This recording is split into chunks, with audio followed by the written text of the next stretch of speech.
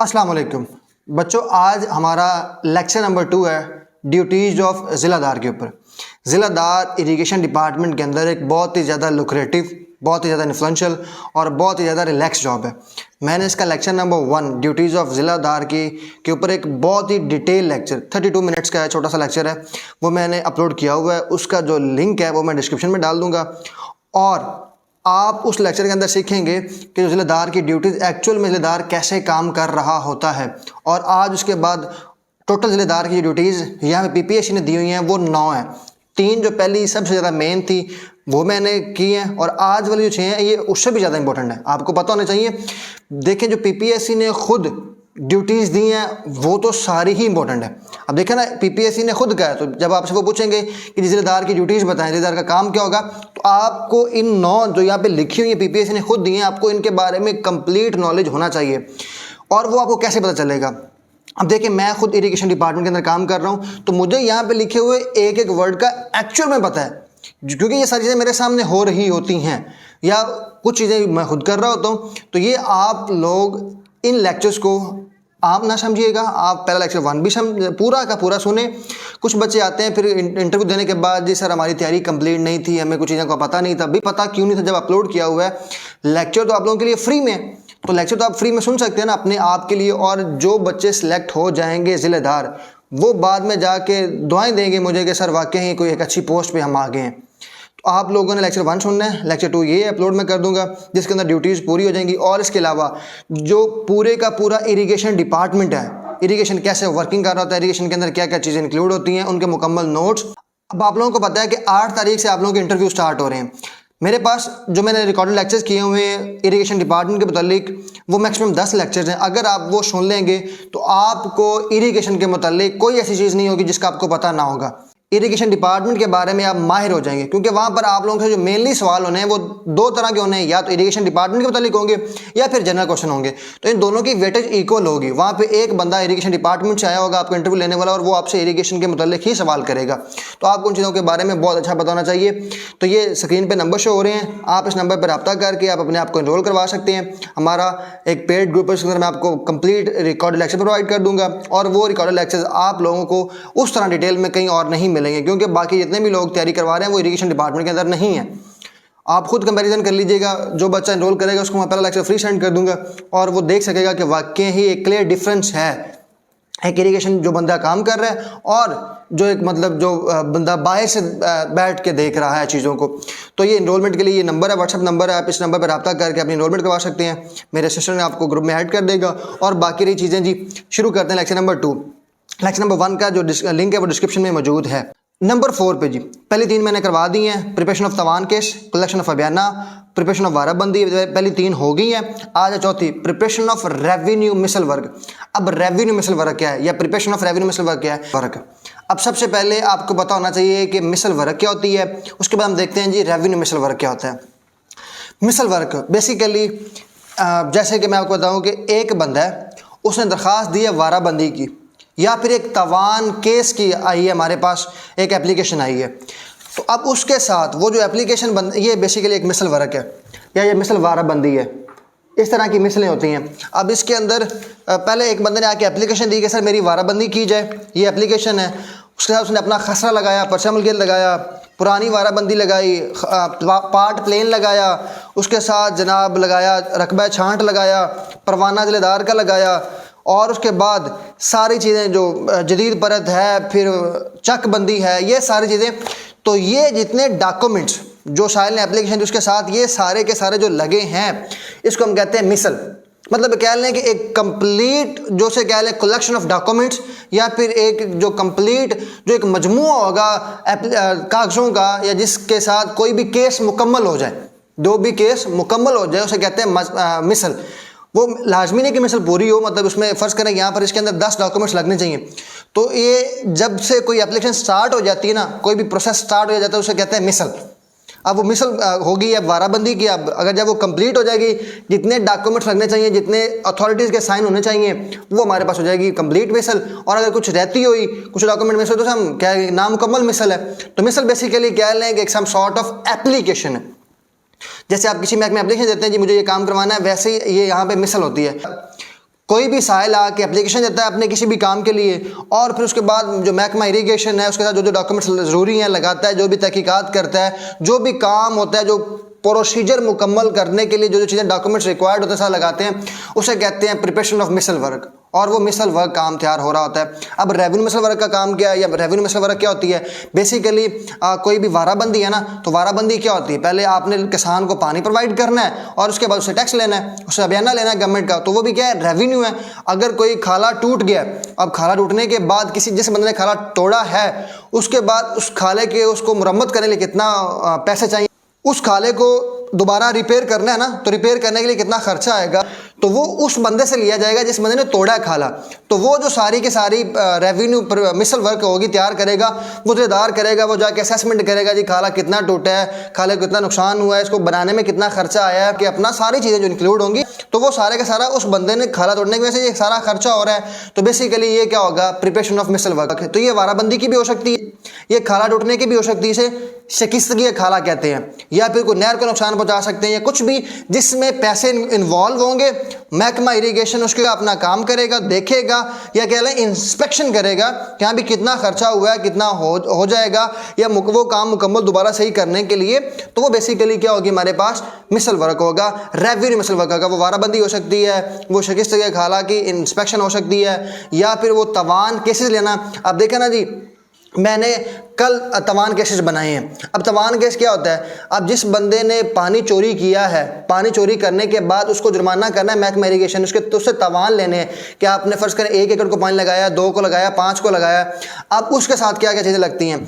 सबसे पहले जी वो जो इसके फ्रंट पे लगता है इंडेक्स, मैंने आपको कल दिखाया था, इंडेक्स लगता है, फिर पार्ट प्लेन लगता है, फिर उसके साथ परवाना लगता है, फिर उसके साथ तार लगती है, फिर पार्ट प्लेन लगता है जिसे हम खाकादस्ती भी कह सकते हैं, और उसके साथ साथ जितना उस बंदे ने पानी लगाया, कितना नुकसान किया गवर्नमेंट का, वो साथ लगता है। तो ये सारी की सारी जो प्रिपरेशन ऑफ क्या होगा? रेवेन्यू मिसल वर्क होगा। वो तवान केस भी बेसिकली जो तैयार हम कर रहे हैं, जिससे हम किसान को या जिस बंदे ने पानी चोरी किया है उसको जुर्माना लगाने के लिए, तो वो भी क्या होगी? रेवेन्यू मिसल वर्क होगा। और उसके साथ 6 डॉक्यूमेंट लगते हैं, ये आपको पता होना चाहिए। कम से कम 6 डॉक्यूमेंट उसके साथ लाजमी लगते हैं तवान केस को पूरा करने के लिए, और वो तवान केस बेसिकली क्या होगा? एक रेवेन्यू मिसल वर्क होगी। आई होप कि आपको क्लियर हो गया होगा। और उसके बाद नंबर 5 पे जी, collection of revenue of canal water uses by the farmer of his area, मतलब कलेक्शन करनी पैसों की। अब कैसे करनी है जी? अब मैंने आपको पहले लेक्चर के अंदर बताया हुआ वाज़ेह तौर पर कि जो पैसे इकट्ठे करने हैं, रेवेन्यू किसान से इकट्ठा करना है, टैक्स लेना है, तो वो महकमा इरीगेशन का काम नहीं है, वो महकमा माल का काम। उन्होंने पैसे जितने भी इकट्ठे करने हैं वो महकमा माल ने करने हैं, महकमा इरीगेशन सिर्फ लगाने हैं। तो आप देखिए यहाँ पर है जी, collection of revenue of canal water uses by the farmer of his area. जो किसान उस एरिया के जो पानी लगा रहे हैं उसका जो टैक्स बनता है कलेक्शन। अब कलेक्शन बेसिकली ये नहीं कि यहाँ पर वो खुद जाकर खरीदार लेगा, वो एक लिस्ट तैयार करेगा, जैसे गिरदावरी की शक्ल में। अब आजकल गिरदावरियाँ हो रही हैं, गिरदावरी होगी मतलब इस किसान की इतनी ज़मीन है, इसने ये फसल काश्त की हुई है, फसल काश्त करने के बाद इसके ऊपर इतना बयाना लगना चाहिए, इतना टैक्स लगना चाहिए। वो सारा काम तैयार करके वो सारा काम ऑनलाइन अपलोड कर देंगे, और उसके बाद वो चला जाएगा महकमा रेवेन्यू, महकमा माल के अकाउंट के अंदर, मतलब वो सारा डाटा। तो वहाँ से वो आगे फर्दर बिल जनरेट कर देंगे और वो लोगों से पैसे इकट्ठे कर लेंगे। तो वो सारी की सारी जो असेसमेंट करनी है कि कितना बयाना लगता है, कितने पैसे होंगे, तो वो सारे की सारी असेसमेंट महकमा इरीगेशन कर रहा होता है, और ज़िलेदार की मौजूदगी के अंदर हो रहा है। ज़िलेदार के सबऑर्डिनेट कनाल पटवारी ये सारी की सारी गिरदावरी कर रहे होते हैं, और आजकल कर रहे हैं।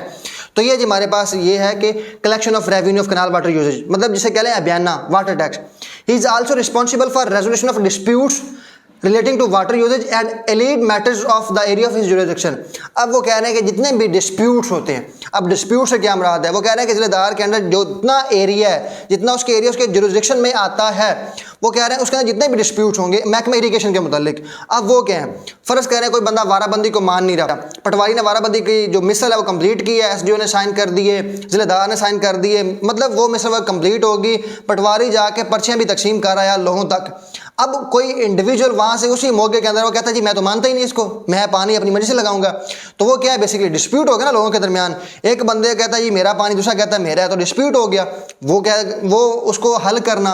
उसके बाद कोई बंदा खाला तोड़ देता है, कोई बंदा पानी चोरी कर लेता है, कोई नहर को नुकसान पहुँचा देता है, या फिर पानी के मुतालिक कोई भी डिस्प्यूट हो जाता है।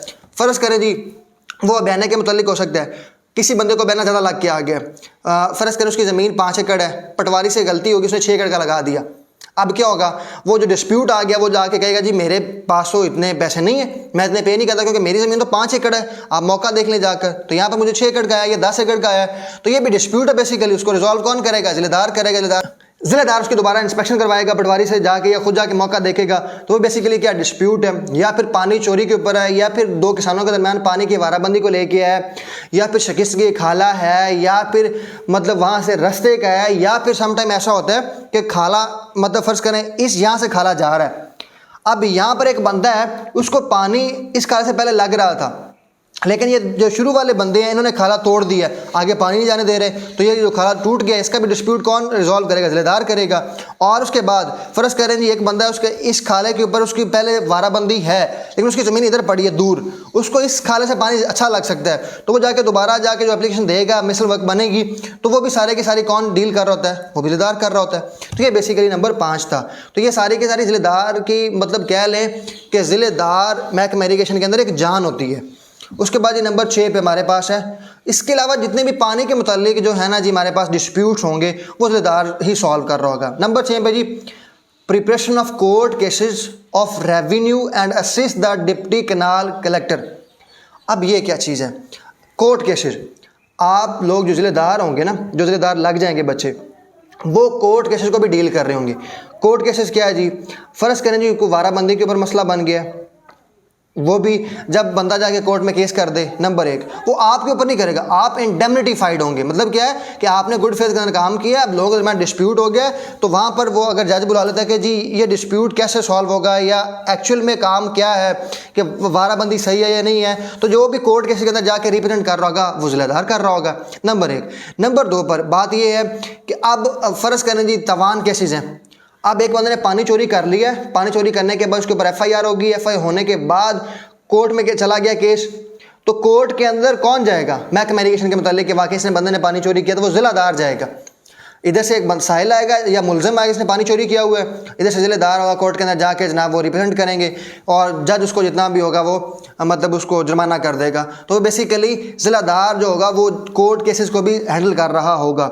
उसके बाद जी और असिस्ट करेगा डिप्टी कैनाल कलेक्टर को।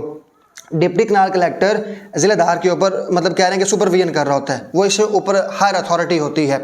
तो अब जो डिप्टी कैनाल कलेक्टर जैसे आजकल वो मांग रहे हैं कि जी गिरदावरियाँ करके दें, जल्दी गिरदावरियाँ करें कि हमने अभियान कंप्लीट करने हैं, हमने जो गिरदावरी कंप्लीट करनी है लोगों को टैक्स लगाना है क्योंकि उनसे पैसे लेने हैं, क्योंकि गवर्नमेंट क्या कम करती है, सर्विसेज प्रोवाइड करती है, उसके अगेंस्ट टैक्स लेती है।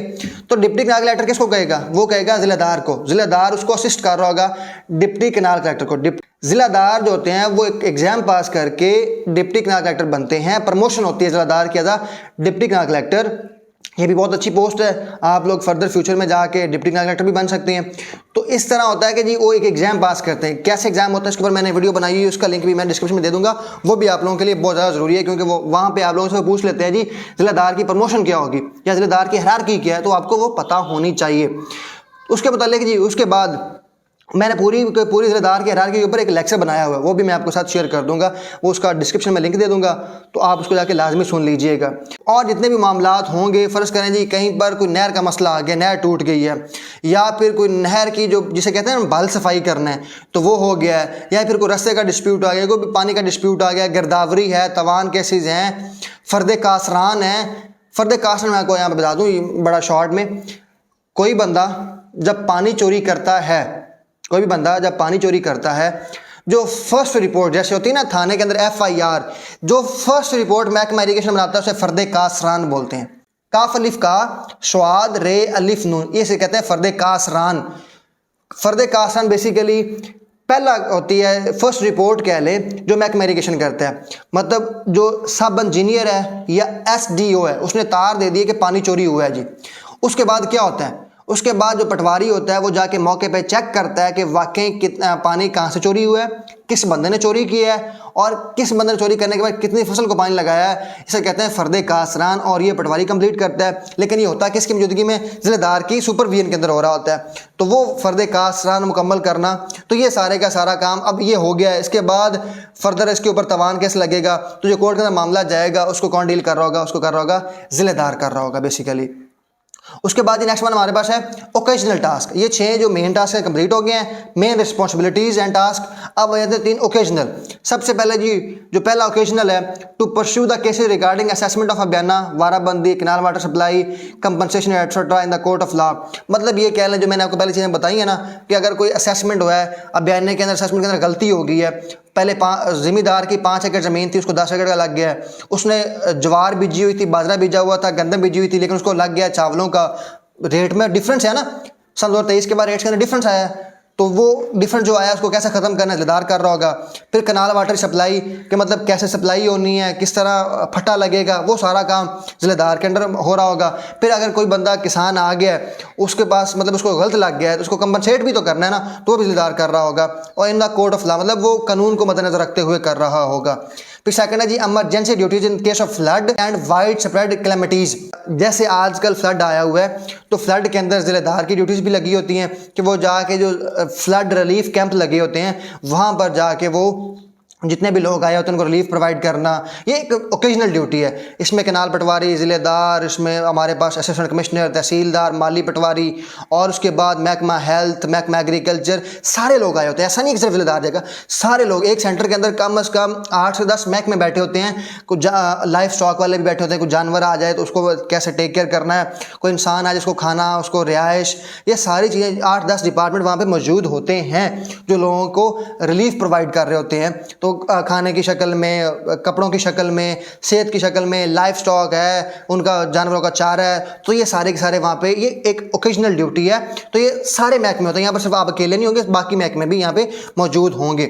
और उसके बाद कोई मतलब क्लैमिटीज हो गई, फ़र्ज़ करें कह लें कुदरती आफात हो गई है, कोई अचानक से कोई ऐसा काम हो गया है जहाँ पे सब महकमों को गवर्नमेंट कहती है कि जी आप लोग आएँ, अब अपना आके रोल प्ले करें सोसाइटी के रिलीफ के लिए, तो वो कोई भी ड्यूटी लग सकती है। जैसे आजकल ड्यूटीज़ लगी हुई हैं फ्लड रिलीफ कैंप में।